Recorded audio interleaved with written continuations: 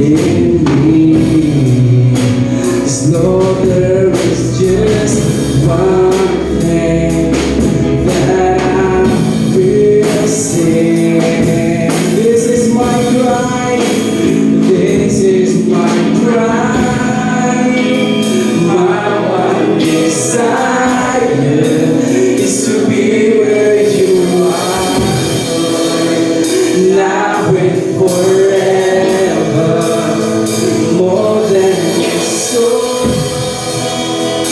My one desire is to be with you, is to be with you, Jesus.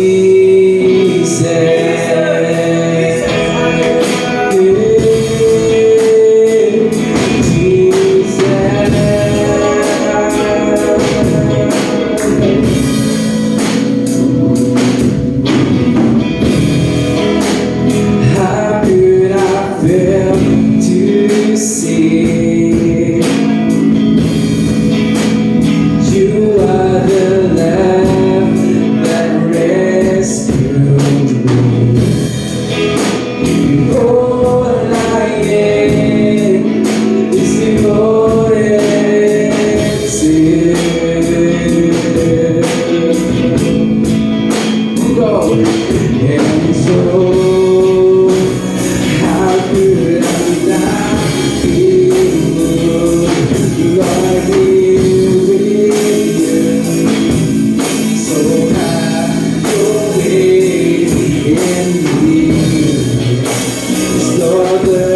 Just one thing that I will say.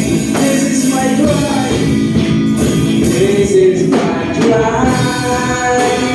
My one desire is to be where you are, Lord, now and forever, more than the soul.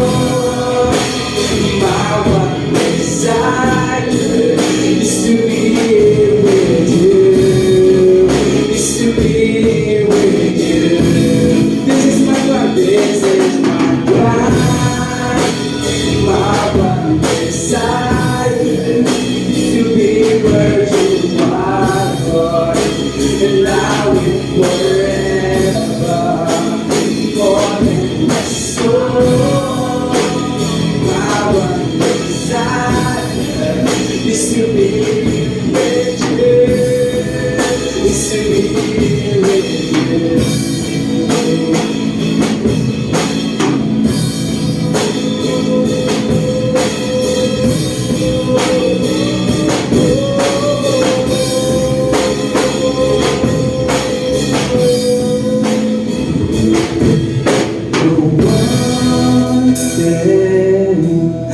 No one thing that I ask is to be with you. No one thing, no one thing I am is to be with you. The one thing that I ask is to be with you.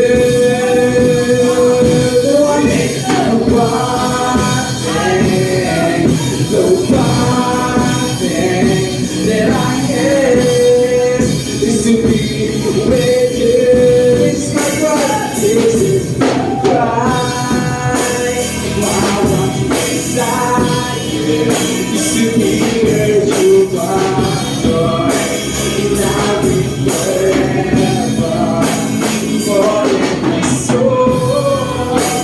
My one desire is to be with you. This is my cry. My one desire is to be where you are, Lord, now and forever.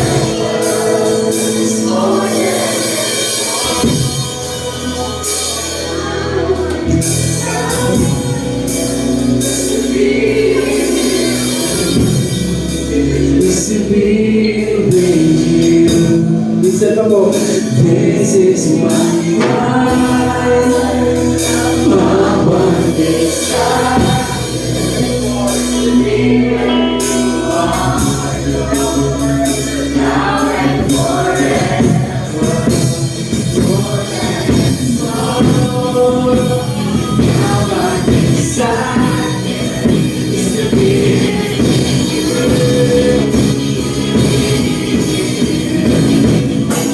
This is my life, my one desire is to be where you are, Lord, now and forever.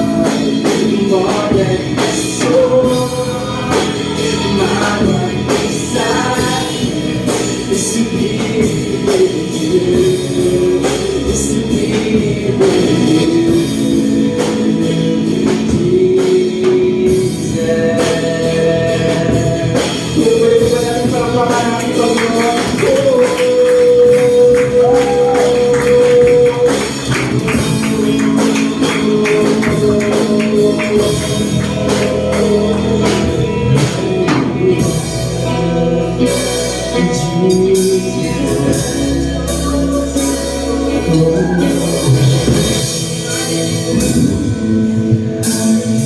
Oh, by every moment, you are my baby, so you walk with me through fire and heal my disease. I trust in you, Lord. I trust in you. I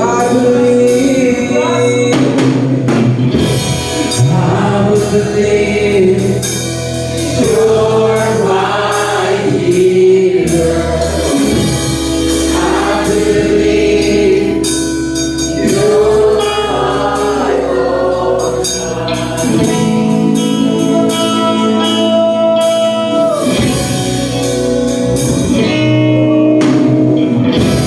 I believe you're my portion.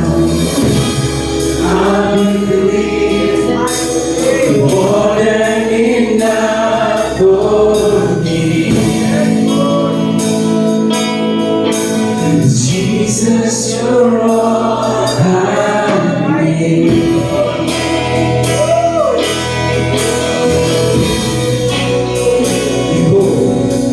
You hold my every moment. You come my way to see. You walk with me through fire and heal my disease. I trust in you, Lord. I trust in you.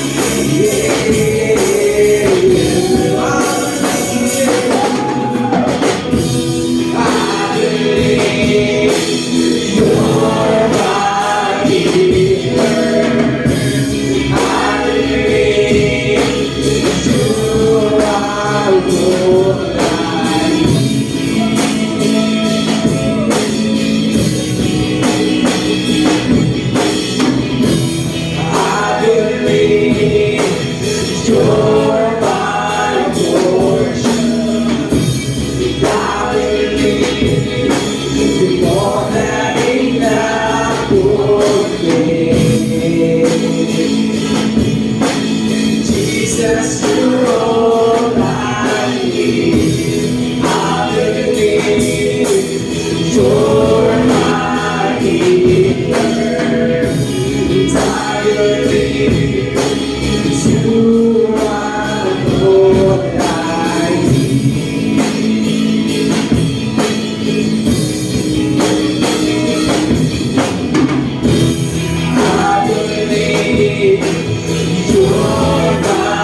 portion.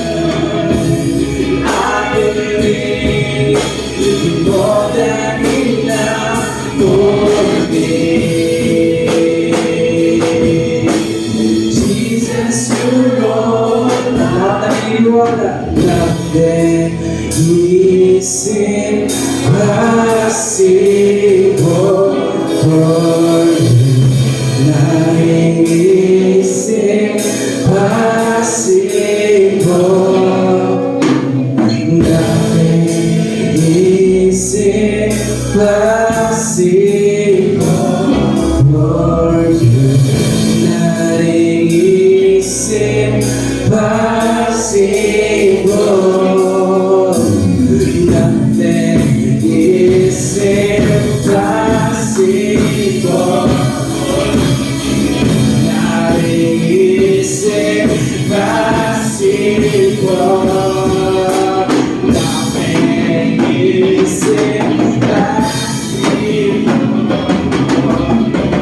Nothing is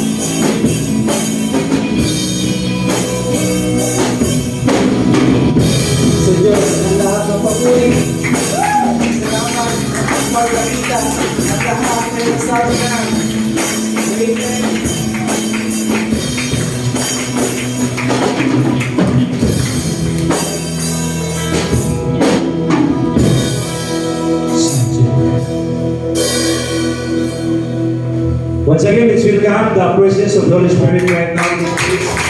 Hallelujah! We welcome you right now, Holy Spirit. We welcome you. We welcome you. We welcome you right now. Holy Spirit, thank you so much. Hallelujah. You are with us. You are in this place. You are in this place. You are in this place. Hallelujah. Thank you so much. Kami mga sa langit, kami po ay nagpapasalamat sa inyo. Kami po ay nagpupuri sa inyo. Truly, O Lord, this is one of our desire, O God. Yes. We want to praise you, Lord. We want to bless your name. We want to be with you, Lord God. Maraming salamat, Panginoon, sa inyong katapatan. Maraming salamat sa inyong pamamahal sa aming mga buhay, O God. Sa lahat ng mga pagpapalang, Panginoon, na binigay niyo sa amin. Sa lahat ng mga bagay, Panginoon, na dumating sa aming mga buhay, kami po ay nagpasalamat sa inyo.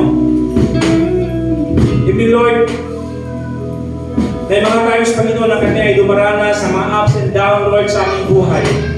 But Lord, we believe in your word. In Romans 8:28, O God,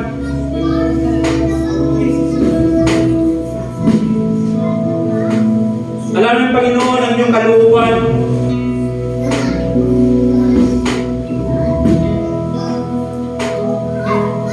Sa bawat sa aming Panginoon, Panginoon, ay manatili at ito'y aming gagawin, Panginoon. Ano man ang mangyari sa aming mga buhay, Panginoon, kami rin patuloy na magsiserve sa inyo, Panginoon. Dahil alam namin ang lahat kayo ng mga nangyayari sa buhay namin. Mayroon kang purpose, O Lord. Kaya kami po ay nagpapasalamat sa inyo sa lahat ng mga bagay na dumating sa aming mga buhay. Sabi niyo sa inyong pasalita, Panginoon, all things work together for good to them that love God, to them who are called according to His purpose. Panginoon, alam namin na sa bawat pangyayari ng aming buhay, meron kang purpose sa amin, Panginoon. Alam namin, O Diyos, na kahit dumaranas kami ng mga trials, mga testing sa aming mga buhay, alam namin at alam namin at alam namin, Panginoon, na kayo ang may purpose sa buhay namin. Kung bakit inalaw niyo ang mga bagay na yun na mangyari sa aming mga buhay. Kaya maraming salamat sa inyong katapatan. Maraming salamat sa inyong pagmamahal. Thank you, Lord, na nakarating na naman kami this midweek, O Lord. Kalagitnaan ng linggo, Panginoon. Lord, we are glad, Lord, dahil nakarating na naman kami, Panginoon, sa kalagitnaan ng linggo. Lord, we are busy, Lord, sa aming mga gawain sa araw-araw. At maraming salamat, Panginoon, sa pagkakataon na ito, na nandito kami sa bulwagang ito, Panginoon. Gusto namin, Panginoon, na ibalik ang lahat na mapagpasalamat sa inyo, ang lahat na mapagpupurin, Panginoon. Hallelujah! Aming nataas inyong pangalan ng Diyos, sapagkat kayo ang Diyos, hallelujah, mapapangyarihan sa lahat. Kayo ang Diyos na mabuti, kayo ang Diyos na tapat, kayo ang Diyos na magmamahal sa aming mga buhay. Kaya maraming salamat, Panginoon. We give you praise, we give you all the glory, honor, and thanksgiving. In Jesus' mighty holy name we pray. Amen.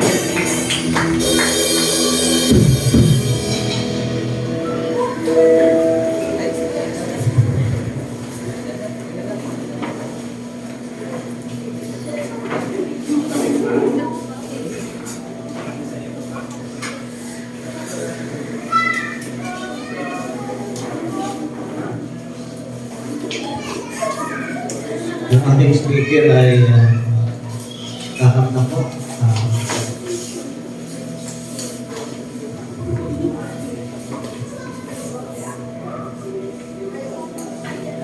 Yung ating pong tagapagsalita ngayon ay galing po sa lahi nila galing sa Visayas.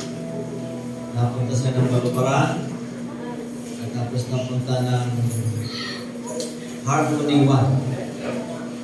At siya po ay mahilig sa basketball. Ang napigibig yata yung kanyang misis dyan sa basketball. Tama ba?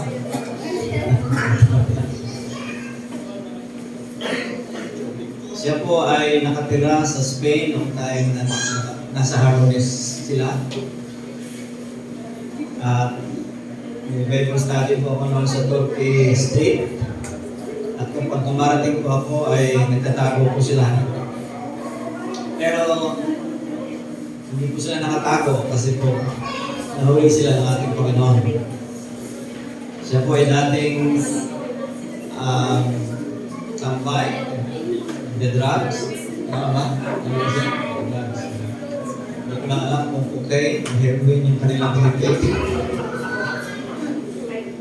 At pagkatapos ay ang pagkatanda ko siya po ay tinatagpo ng Panginoon. Kasi po nagkampo kami sa Laguna, Mayhay. Pero bago pa noon, may mga basketball na laro kami kasi may mga inter-church noon po. Sa Marilao, dito sa San Jose. Kaya po yung ating pong trophy ay napakadami ng trophy natin na tayo nag-champion. Nagbulong lang yata yung mga trophy kaya kung ako ang tanongin kapag may labanan ayaw ka ng trophy. Hindi naman magamit eh. So, ayun po. At siya po yung laging nag-i-MVP sa laro. Hindi po most valuable player, kundi valuable, no? Hindi valuable. Ano nga yan? Ano na siya, may konting balya na kasi may edad na, kasi konting gulang na. So, isa pong ginamit ng Panginoon para magmakilala siya ay basketball. Pero sabi ko nga, kung basketball ang passion, dapat basketball din ang gagamitin para makahuli ka ng ibang mga isda. Ano po? So kung ano ang passion, yung po ang maganda pa ng passion mo, doon mo huliin yung mga life passion. Marami itong addict sa basketball. Itaas yung addict sa basketball, itaas ang kamay. Ayan, si Jeremiah po, umami na. Kasi po kahapon, umaga hanggang gabi yata yung basketball nila eh. Sinimento po namin yung baba ng court kasi nga po, medyo butas-butas na at kapag natapilo ka, masusugatan yung paa mo. Kaya sinimento namin. Akalain mo, pagkatapos ng masimento namin, yung konti, naglaro na sila. Kaya, one to sawa yung laro niya. Kahapon sabi ko sa kanya, huwag ka naman po dito ka na matulog. So, dito po natulog sa bilis si Jeremiah. Ano ba, bakit? Kapo, uuwi ka doon. Baka masikip sila. Dito si Enrico lang nag-isa doon sa kwarto. Dalawa lang po yung kama doon. Doon na sila tulog. Para mag-isip mo, pwedeng maglaro ng basketball. So, kanina po ay one to sawa rin silang laro ng basketball. Pero sabi ko sa kanila, yung mga nakalaro nila kanina, i-invite nila. So meron po tayong makakasama na isang men's sa dating na natin, fellowship. Kasi po, yung mag-ama, yung bata, nandun, naglaro. In-invite ko sa Sabado sa ating set-up ng mga tatay at saka dito sa Sunday. Kaya po madagdagan yung mga tatay. Ano po? So yun po ang ating purpose na yung basketball ay magiging kumbaga sa pangisda ay pamain natin para may mga taong nilapit sa Panginoon. Okay, so ang ating pagkakasalita ay siya po ay dating tambay pero ngayon ay pinagpala na. Alam naman, kita-kita naman ninyo yung pagpapala sa kanya. Kaya na ang lahat ng mga taong dumikit kay Lord at nagpapatuloy kay Lord, talagang i-bless ni Lord. Amen? So palapakan mo natin ang tayo sa buwan Silvie Nada. Hello po, salamat po. Munti na akong katakisin sa Yan po, ako po ay yan, session na.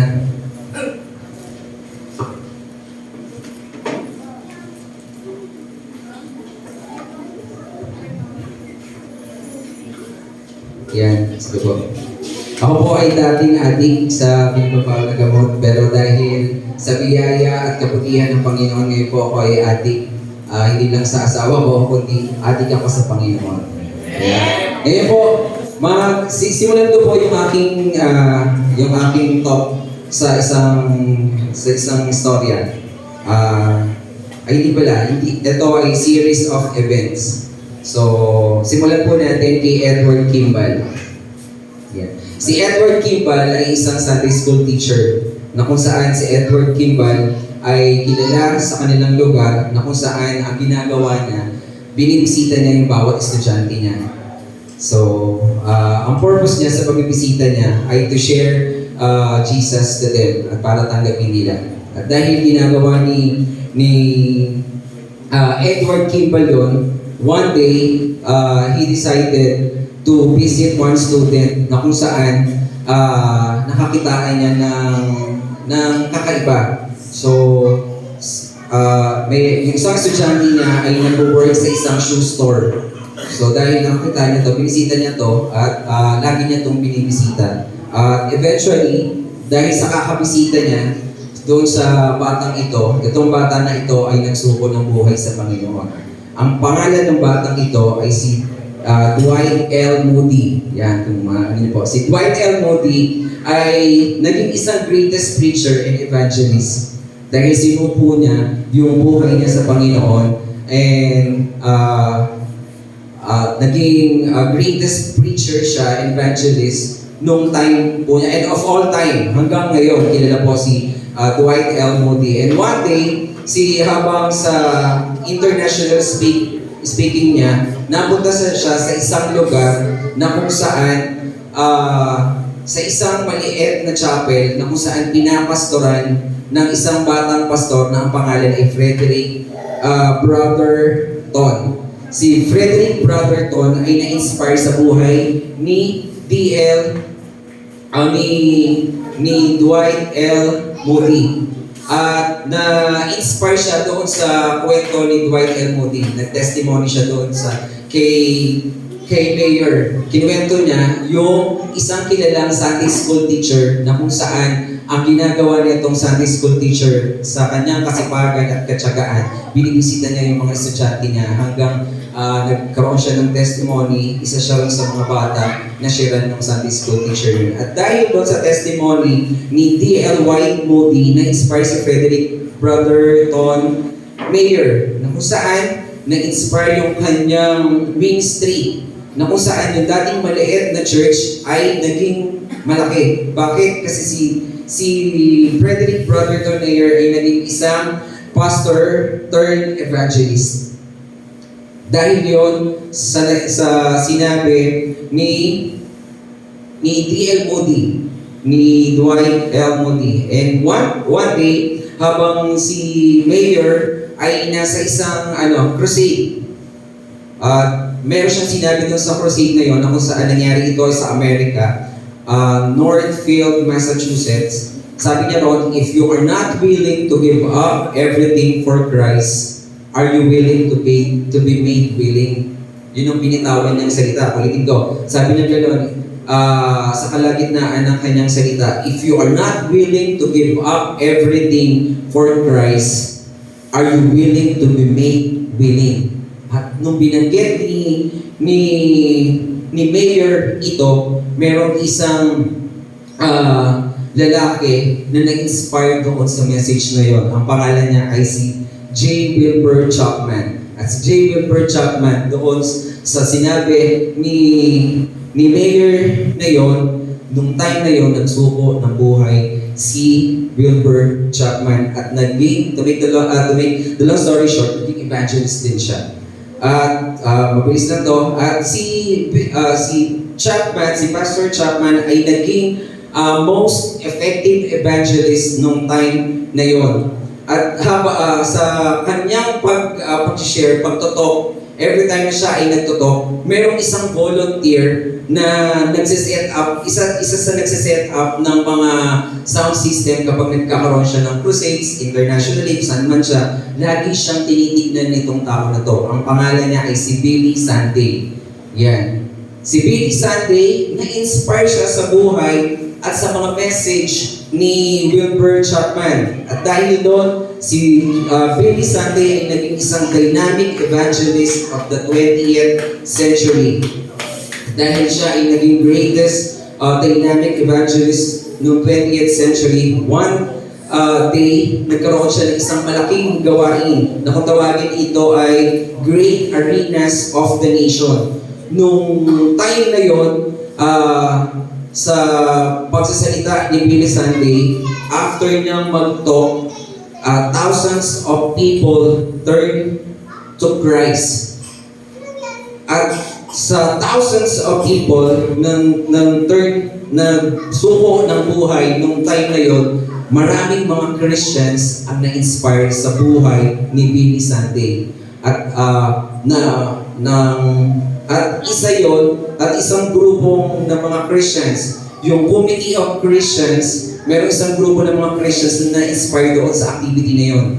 At dahil na-inspire yung Committee of Christians na yon, na binubuo ng mga leaders, ng mga pastors, sa Charlotte, North Carolina, they dedicated themselves to reaching their city for Christ. Nagkaisa lahat ng mga pastors, mga leaders sa lugar ng Charlotte, North Carolina, at nag-decide sila, gusto nilang ibigay ang buong city para kay Christ. At dahil doon, nag-invite sila ng isang speaker na ang pangalan ng speaker na yon doon sa ginanap nilang series of crusades Si Evangelist Mordecai Ham. Ayan. Si Mordecai Ham. Si Mordecai Ham ay kilala na evangelist nung time na yon. And habang nag-share si Mordecai every night, kasi mga ilang gabi yun, merong isang binata na sinusubaybayan siya, na every time na siya ay nagsasalita, nakikinig itong batang ito. At dahil sa kakakinig ng batang ito, he decided finally to went forward and to give his life for Christ. At ang pangalan ng tao na ito ay si Billy Graham. Si Billy Graham ngayon ay isa sa pinakakilalang tao na kung saan siya ay isang evangelist na kung saan yung mga ginawa niya ay marami nang naabot na mga tao na hanggang ngayon ay kilala si Billy Graham sa pagbabahagi ng salita ng Panginoon. Imagine niyo yun, sa isang nagngangalang ano pangalan nun? Nagngangalang Edward Kimball na Sunday School teacher lang.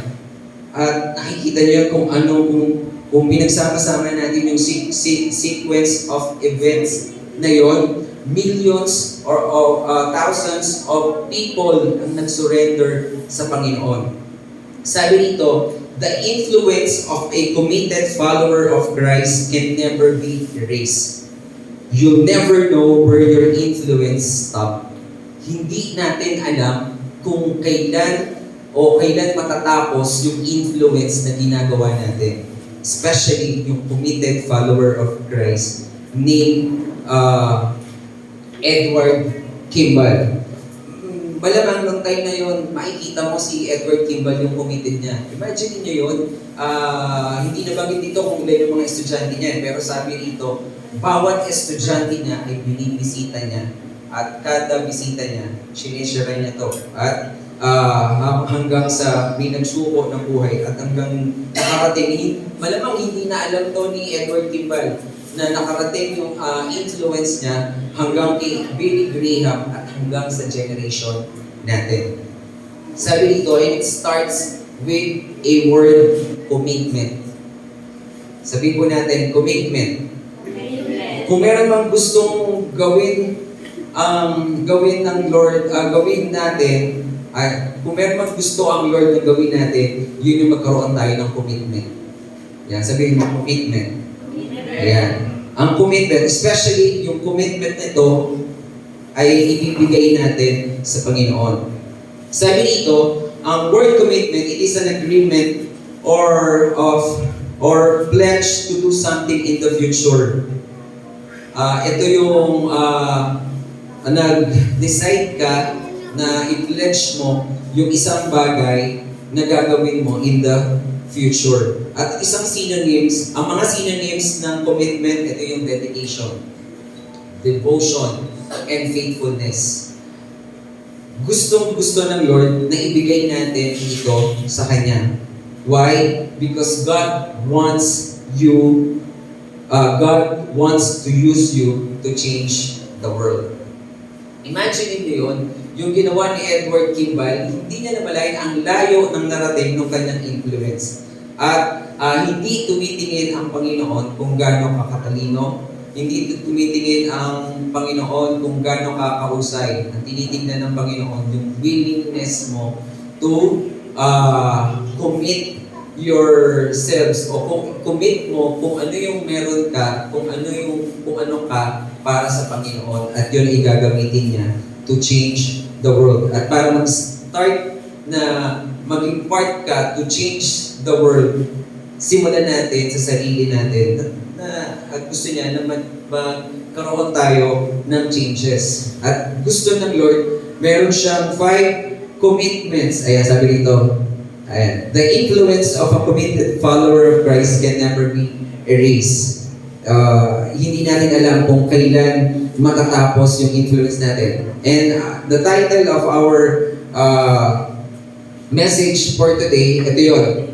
God, doon na tayo. Next. 5 commitments that God longs from you. Ano ba yung mga commitments na gusto ng Lord sa atin? Number one, commit your life to Christ. This is the number one God wants you to do.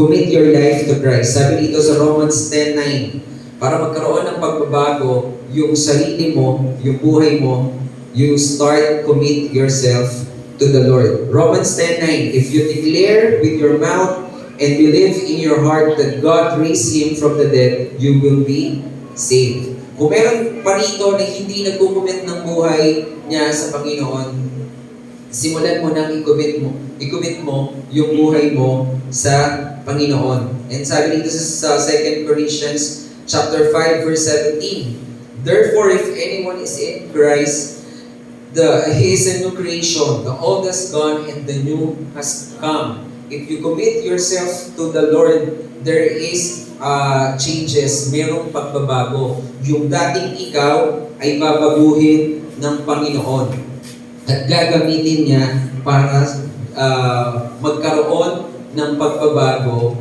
sa mundo at sisimulan mo yun sa iyong sarili. And number 2, that God wants you to commit is to commit to be a member of His family. Pagkatapos mong ialay yung buhay mo sa Panginoon, ang susunod doon, maghanap ka ng iglesia o ng family na mag-nurture sa'yo bilang isang new creation. And sabi dito sa 1 Peter chapter 1 verse 3, praise be to God and Father of our Lord Jesus Christ. In His great mercy, He has given us a new birth into a living hope through the resurrection of Jesus Christ from the dead. Bakit kailangan natin maghanap o mag-commit na maging member ng isang family? Bilang isang bagong nilalang, bagong silang sa Panginoon, kailangan mo ng isang pamilya na magtuturo, mag-guide sa'yo at mag-nurture sa'yo para mas maging ganap kang isang mananampalataya at kagamit-gamit sa Panginoon. And sabi rin sa Romans 12:2, sabi dito, be devoted to one another in love. Honor one another above yourselves. Nagkakaroon ng nurturing kapag nararamdaman mo sa family yung respect o yung dinidevote mo with love yung iyong sarili. So sabi dito, devoted, synonyms or meaning ng devoted ay loyal, steadfast, dedicated. Walang nag-grow na isang bagong Kristiyano na palipat-lipat ng church. Bakit? Imagine niyo yun. Halimbawa, bata ka, tapos pupunta ka sa isang pamilya. Tapos after pupunta sa isang pamilya, papakainin ka, tapos pupunta ka ulit sa isang pamilya. Papalipat-lipat ka, hindi nagkakaroon ng nurturing. Bakit? Kasi hindi ka nasusubaybayan sa paglaki mo. Kaya kailangan bilang isang Kristiyano nag-decide to commit himself to the Lord, maghanap tayo ng isang family o isang church, katulad ng ginawa natin, Send the Word Family. Sa Send the Word Small Go Family, dito nangyayari yung nurturing. Kaya tama yung ginawa na natin, pagiging loyal. Sabi dito, yung sabi ng Panginoon, devote yourselves to one another, steadfast. Kailangan maging dedicated din tayo sa bawat isa. Anumang pagkatao, yung kapatid natin, kailangan natin huwag sukuan yan. Bakit? Kasi isang pamilya tayo. Walang perpekto na Kristiyano. And wala rin perpekto na church. Kaya hindi sapat na dahilan na lilipat din ng church kasi meron kang nakikitang hindi maganda rin sa church. Bakit? Kasi wala nang perpektong church. Wala rin perpektong Kristiyano. Kaya, bakit mo kailangan manatili sa isang family ng Panginoon? Kasi gusto mo lumago. Bakit? Kasi walang lumalago na isang Kristiyano na palipat-lipat. Kaya sabihin mo rin sa katabi mo, maging loyal tayo. Kahit na anong mangyari, hindi tayo mag-iiwanan. Ayan, sabi mo, huwag mong iiwanan ha. Hanggang sa hanggang sa paglaki, hanggang sa mangyari yung kalooban ng Panginoon sa buhay natin, hindi tayo mag-iiwanan. Number 3, na gusto ng Lord na magkaroon tayo ng commitment. Commit to be a model of life, to be the model of the life of Jesus Christ. Na, mga kapatid, mag-decide tayo, mag-commit tayo na simula ngayon ay magiging model ka ng buhay ng ating Panginoon. Kung meron man titignan tayo na gagayahin natin, look unto Jesus, the author and the finisher of our faith.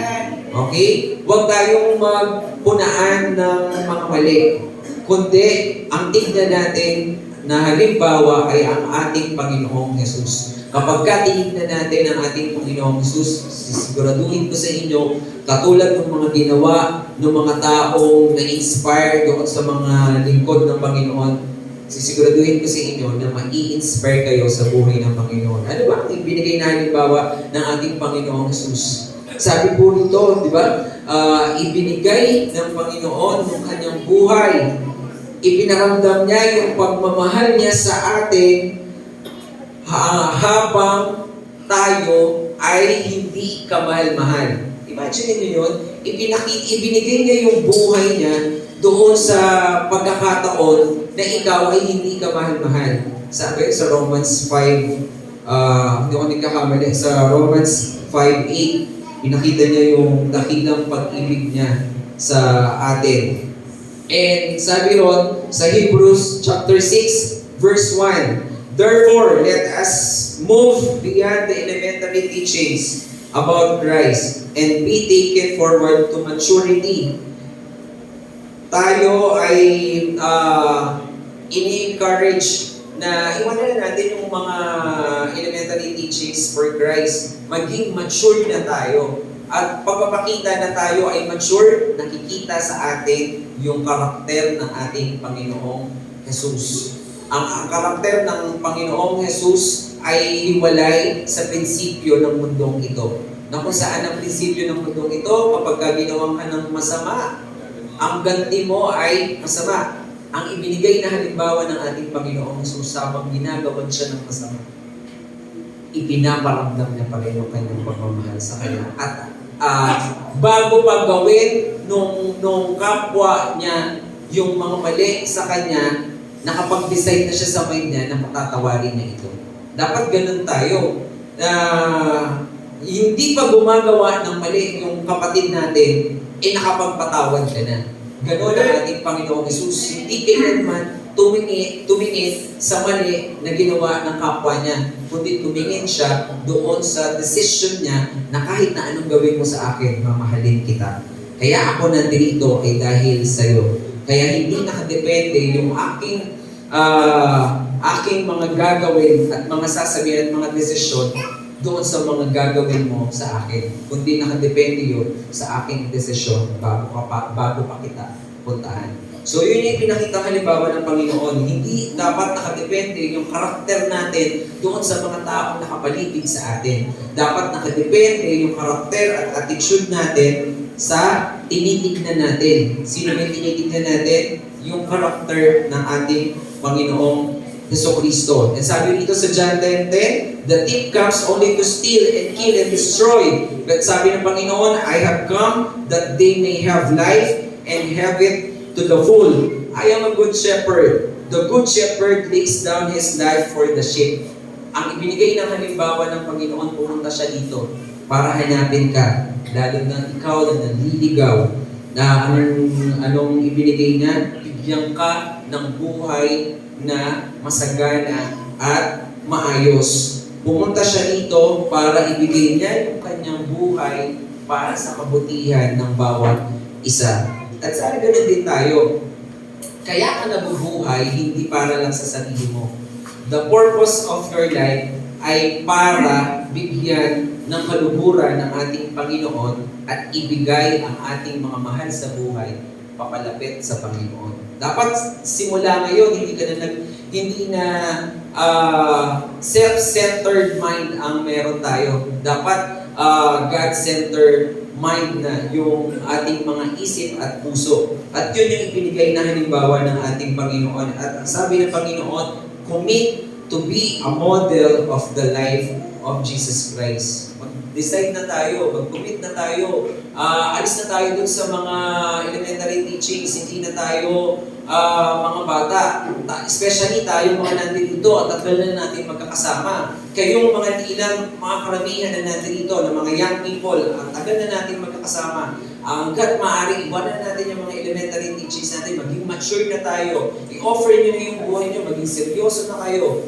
Gawin nyo ng seryoso itong bagay na ito. Hindi ka lang nandiyan para maging, hindi ka lang nandito para maging display, para pamparami. Kaya ka nandito para gamitin ka ng Panginoon at maging instrumento niya kung ano man yung kalooban niya sa iglesyang ito ay mangyari.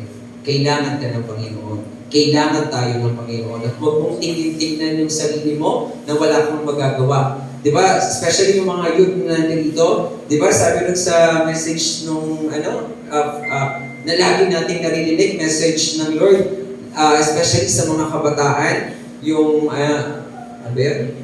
4:12? 1 Timothy 4:12?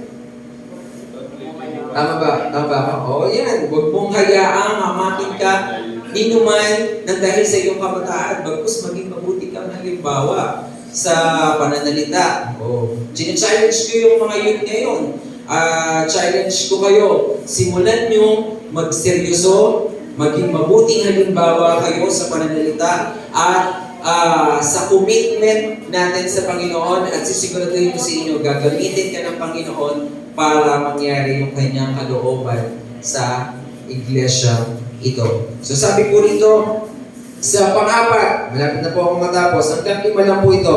Sabi po rito, commit to be a minister of His grace. Gusto ni Lord na magkaroon ka ng commitment na maging minister of His grace. Na hindi, sabi ko nga sa inyo, hindi ka lang palamuti dito. Gusto ni Lord magkaroon ka ng ministry.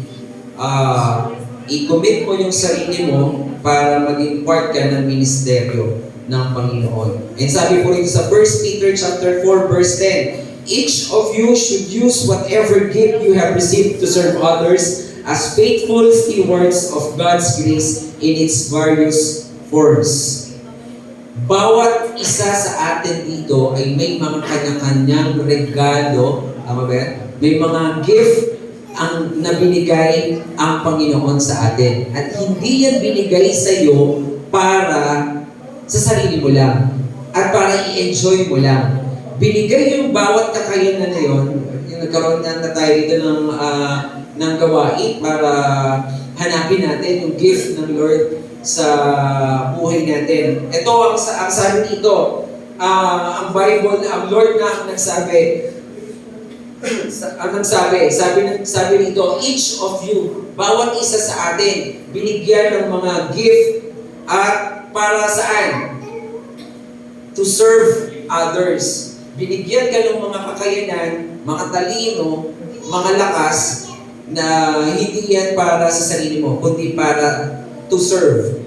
To serve. To serve the Lord and to be a faithful stewards of His grace.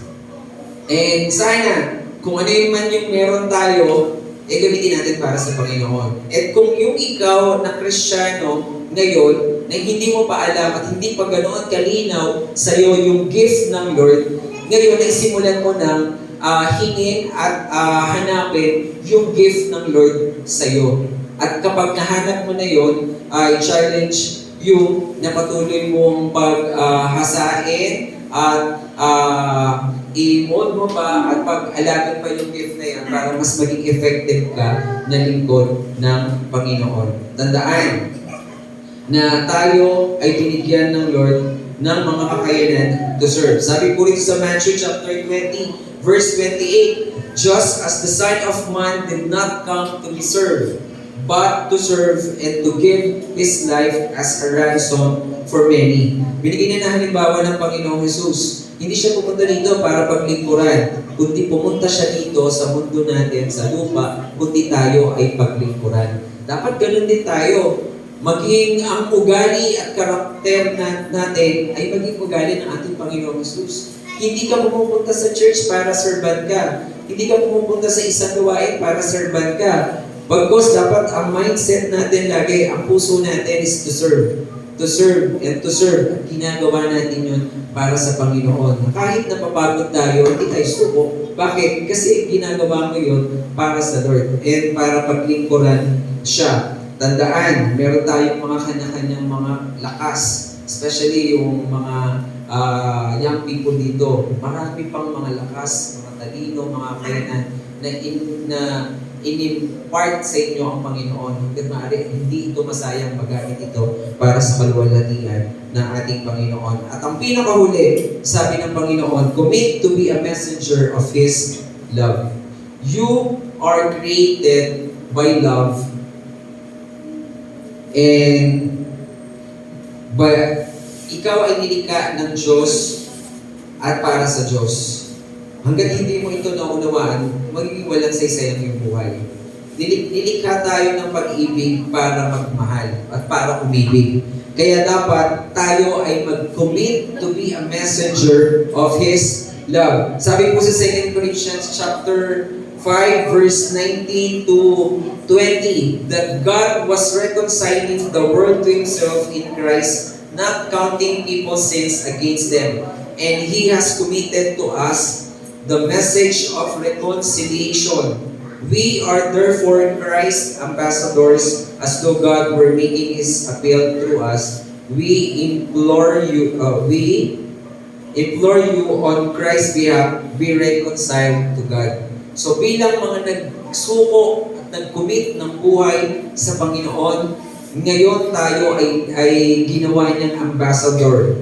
Tayo ay mga Christ ambassadors. Yung pag-ibig na ipinaramdam ng Panginoon sa atin, hindi yan para i-enjoy mo lang, kundi para i-share sa ibang tao. Tayo ay representative ng Panginoon sa mundong ito. Ikaw ay representative ng ikaw ay representative ng Lord sa pamilya mo.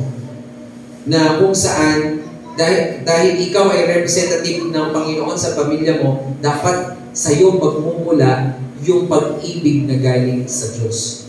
Dapat sa iyo nagmumula yung magandang bagay na ibinigay naka-assign o na ibinigay niya sa bawat family. Naintindihan, yun yung love.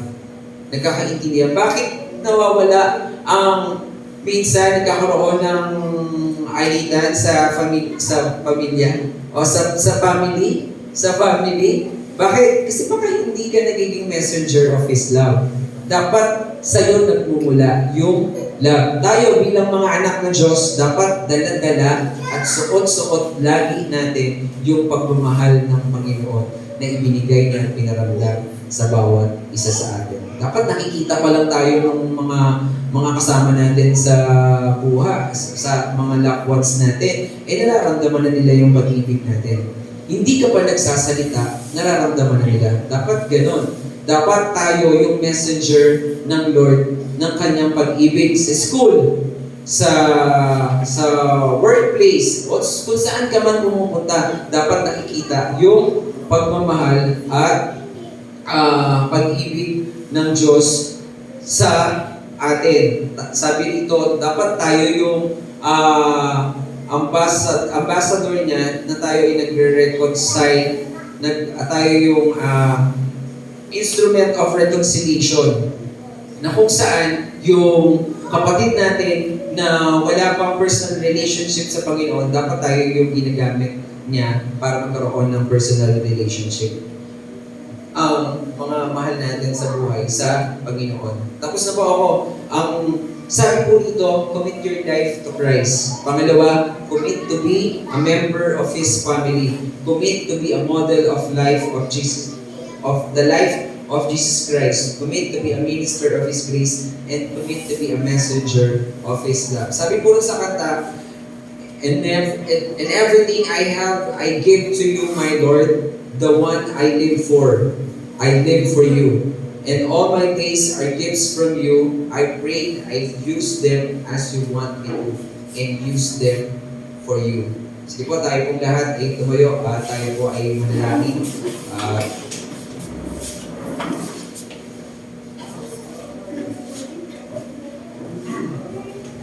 Sige po, tayo po ay manalangin. Ama namin Diyos na makapangyarihan sa lahat. Salamat po, Panginoon, sa iyong mga salita.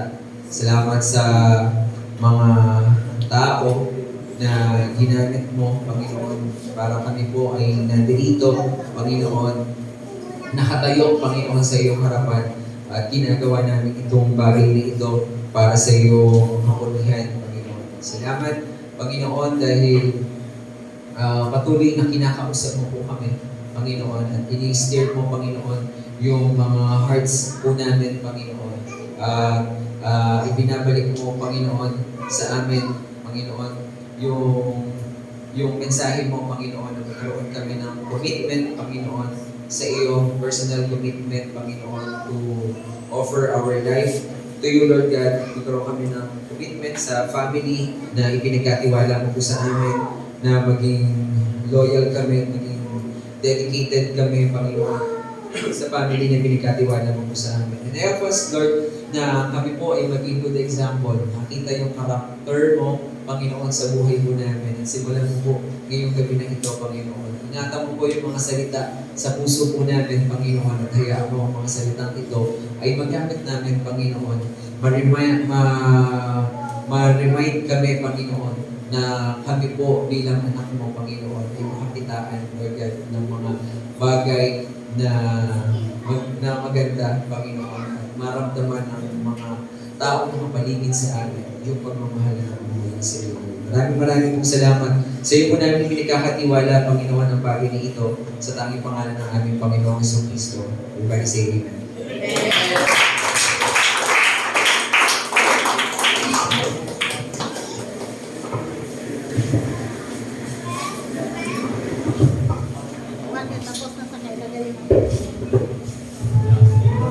Yan po, dumako na po tayo sa ating pong pagkakalog sa Panginoon. So nice po i-share sa inyo ito sa John 14:14. You will ask me in my name and I will do it. And sa Luke 11:10, for everyone who asks receives, he who seeks finds, and to him who knocks, the door will be open. So yan po. So tayo pong lahat ay tumayo. Tayo po ay manalangin. Aming Ama na nasa langit, napapasalamat po kami sa gabi ito sapagkat tunay po na muli ay pinusok mo po kami, Panginoon, ng iyong mga pangako na iyong mga salita. Maraming po salamat sa aming mga kapatid, Lord, na patuloy na ginagamit mo na kabahagi ng gawain ito. Maraming po salamat, aming Diyos, sa lahat ng aming mga kapatid na patuloy mo na tinutugon ang kanilang mga panalangin. Salamat po sa mga resources na pinakakaloob mo sa bawat isa, sa mga hanap buhay, Panginoon, sa mga pinapasukan na kumpanya, Panginoon, mga ahensya ng gobyerno, kayo din, Lord, sa mga negosyo, Panginoon, ng aming mga kapatid.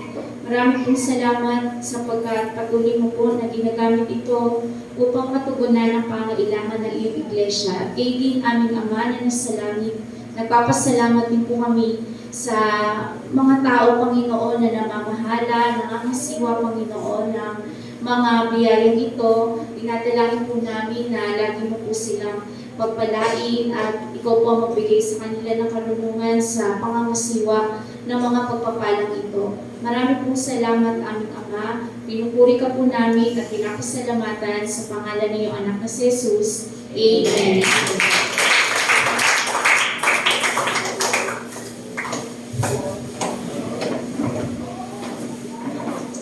Okay, yung po may mga commitment. Yun po ay consistent sa Sunday service, consistent sa midweek service, consistent sa cell group, consistent sa devotion, consistent sa training. Yung lima na yan. Kapag ikaw ay consistent doon, committed ka doon, ang paglago mo ay mabilis. At pag mabilis ang paglago mo, mabilis ka rin magamit ng Lord. Ulitin ko, ang mga committed ay consistent sa Sunday service, midweek service, cell groups, sa devotion at sa trainings. So, kapag yung lima na yan ay consistent ka, of course, halata na ikaw ay committed. Ano po? At, tulad na sabi ko kanina ay nabilis yung iyong paglago at madali kang magamit sa kanyang ministry. Okay. Sino po sa inyo ang makapag-memorize ng 5? Walang tingin sa nakapag-close. I-close mo ninyo ang inyong notebook. I-close mo ninyo ang inyong mga cellphone. Palakpakan po natin ang Panginoon dahil si Rina ay nag-take note. Palakpakan natin ang Lord. So, si Rina po ay nag-take note sa kanyang cellphone. Tinitingnan ko siya. Dahil sa hindi niya masundan, sumisilip siya, hindi niya makita, pinakukopya ko nilang siya. Pero nakaka-challenge sa mga ganyang bata, nag-take note, ano? Mamaya pag-review, i-review yan, ha? Review. Okay. I-close niyo yung mga cellphone at yung mga notebook. Ang sino makapag-recite ng 5, bibigyan ko ng 200. Pag-read ko, close notebook, close ang cellphone, yung makapag-recite, bibigyan ko ng 200. Pero, meron ba akong challenge nito? Bawat phone ko 100, di ba natin 500? Walang tingin na notebook at saka cellphone. Okay, walang tingin ng cellphone, walang tingin ng notebook. Silipin niyo yung inyong mga katabi, baka mamaya sumusunod na. Ito yun eh. Pagdalaya yun ha. Huwag tayong mandaya. Magkabit ang dalang 200. Walang daya dito, walang daya. Ulitin ko, ang sino ang mga pagkasayang ng 5 ay may 200.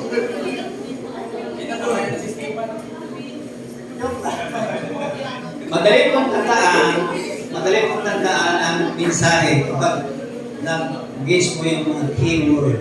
Yung mga keyword lang yung tatandaan mo kung ano yung mga keyword niya. So, madali siyang tandaan. Wala po?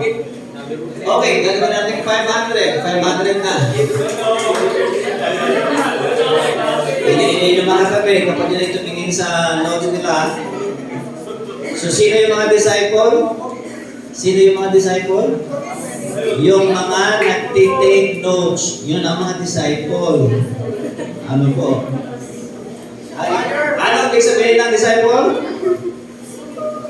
Student. O learner. Mahirap naman yung estudyante ka, wala kang notes. Hindi po ba? Aha. Ulitin ko, sinong nakasaulat ko ay tumayo. Lynn, ano yung binabasa mo sa cellphone mo?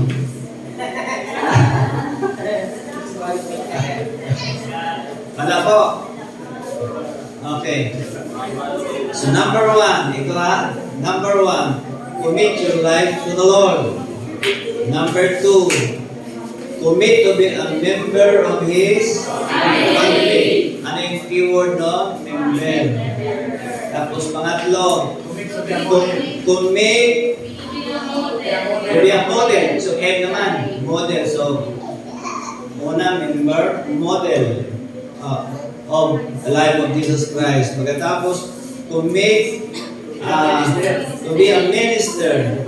Pagkatapos, pangatlo, sunod na M ay messenger. Ayan. So ilang M yun? 4. Member of this family, model, pagkatapos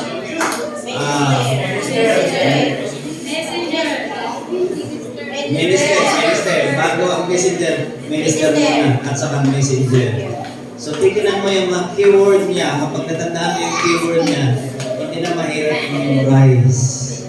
Ano? Okay, so wala pong nakagets. Sa susunod po, kapag may nag-i-speak, ay mag-take note po kayo at tandaan ninyo yung mga keyword. Malay ninyo, baka may mag-challenge sa inyo na magbigay ng 1,000 kapag ka na-memorize ninyo. Okay, dahil po sa yung 200 na hindi nakuha, ilalagay na lang po natin ito sa offering box. Mamaya na po. Kasi wala pong barya. 500 talaga sana ibibigay ko. Sabi siguro na iba, sayang. Mahaba po kasi yung ano eh. Mahaba yung point by point, pero kung maiksi lang, mas madaling tandaan.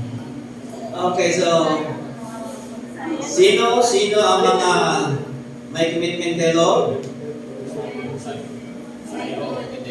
Yung mga may commitment sa church, saan? May commitment saan? Sa pagiging modelo, ano po, sa 1 Peter 4:12, yung maging model ng mga kabataan at maging katandaan din. Tapos ano pa? Maging minister, messenger. Yung una ko kasi, generic yun eh. Commit your life to the Lord. Generic na po na. Okay. Salamat po sa Panginoon na nawa ay ang bawat isa na narito ngayon ay may commitment na. Nakarinig na po ba kayo ng istorya tungkol sa commitment? Yung baboy at saka manok naglalakad. Tapos nakita nila silog. Oh. Merong ano daw? Silog, merong long silog, ano ba? Sabi nung baboy, tingnan mo yung mga nakaparada niyan, di ba tayo yan? Sabi nung, oo nga eh, ako araw-araw ako, sabi ng manok, ako araw-araw akong nag-contribute yan, yung mga log-log na yan. Sabi nung baboy, oo nga, mabuti ka, ikaw, nag-contribute ka ng itlog para sa mga log-log na yan. Pero ako, pinapatay ako. Oo, pinapatay, di ba? Yung silog, ano pa ba yun? Half silog, baboy yan eh. Kaya siya'y pinapatay. Pero yung manok na yun nag-itlog. Kaya sino ang may commitment no? Na matindi? Yung baboy kasi pinapatay siya eh. Kaya yung may commitment kay Lord, handa yung mamatay. Amen po ba? Oo. Kaya si Brother Jobert, kahit malayo yan, buwi pa ng Malabon yan, tama ba? Pero may iwan pa si Jeremiah. Ako lang kami ang May iwan mo na kasi hindi pa tapos yung bakasyon niya. Okay. So, uwi pa sila ng Malabon. Kaya ito mga kapatid, tingnan nyo. Kapag may commitment ka, walang malayo. Kapag ikaw ay nakamit kay Lord. Amin pa ba? So naman, maging model natin si Ka Jobert at saka si Mr. Jane. Pero si Sister Jane, magkukomit na yan sa cell group. Amen? Magkukomit na yan. Ibig na, Pastor. Sa Malabon na kasi ito, sa Malabon. Pupunta si Sister Diggs sa Malabon. Sister Diggs, nakahanda ka pumunta ng Malabon? Ayan. Malapit ng SM, ano dyan? SM Caloocan. Okay po, dahil po lahat, dahil po kayo, dahil po yung sa panalangin. Salamat po kami Ama dun sa aming pong narinig na mensahe na yung bagay o Diyos kung makita na kung ano po ang nais po ninyo sa amin. Salamat po, Ama. Ito pong aming ginagawa sa Sunday School, ginagawa po namin sa feeding, nagtuturo po ang mga teachers sa mga bata. Ama, hindi po ito wala lang. O hindi po natin masasabi na sila po ay teacher lang ng mga bata sa Sunday School o sa feeding program. Sapagkat balang araw, Ama, ang mga batang ito na ating tinuturuan ng mga teachers, darating ang panahon na ilan sa kanila maging evangelist, ilan sa kanila maging pastor, ilan sa kanila maging misyonaryo, Panginoon, ilan sa kanila maging teacher ng iyong mga salita. ilan sa kanila, o aming Diyos, hallelujah, ay maging propeta. Kaya yung ginagawa po ng mga teachers ngayon sa Sunday School at sa feeding program, meron po itong bunga sa panginaharap. At kami po naniniwala na mga batang ito, ang tinuturuan, darating ang panahon. Sila po ang papalit sa amin. Sila po ang tatayo, o aming Diyos, para paglingkuran po kayo.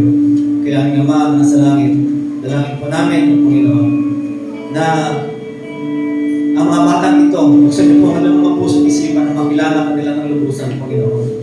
At aming Ama na sa langit, ang mga bataang nandito ngayon, at maging Panginoon na lahat ng mga primary nandito ngayon, dalangin po namin, na gamitin niyo po ang bawat isa sa amin, o Panginoon, na maging, Panginoon, modelo po sa buhay po ninyo.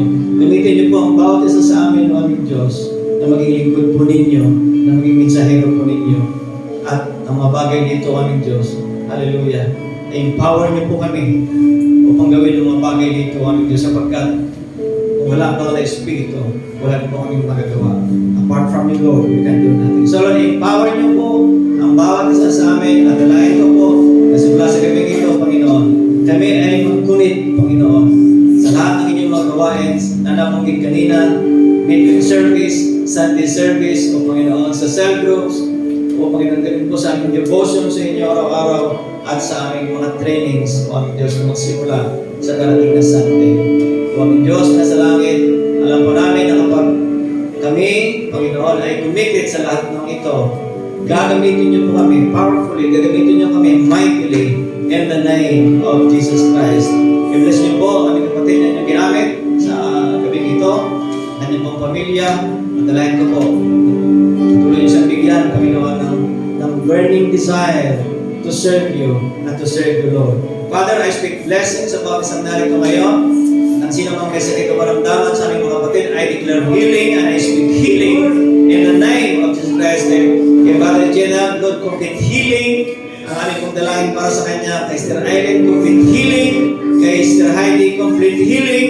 At sa lahat ng mga may sakit, we declare, we speak, Lord, hallelujah, total healing in the name of Jesus Christ. Hallelujah. Salamat po aming Ama. Salamat po. Ama, sa aming mga kapatid na umuwi pa sa kanilang mga tahanan, paunahan niyo po kami, samahan niyo po kami, ingatan niyo po kami. Lalo na po sila sa Brother Jobert, sila maglalakbay po kayo ng palamon o aming Diyos. Dalangin po namin, o Panginoon, na ang iyong pabor, ang iyong biyaya ay lagi naming maranasan sapagkat kami inyong mga anak at lingkod kay Kristo Jesus. Hallelujah. Salamat po. At katulad ng sinabi sa inyong mga salita, Panginoon, na parito po kayo para bigyan kami ng buhay na masagana, buhay na kasiyasiya. Father, I declare, hallelujah, abundant life. I declare life to its full. I declare a rich and satisfying life sa bawat isa sa aming pamilya, sa church nito.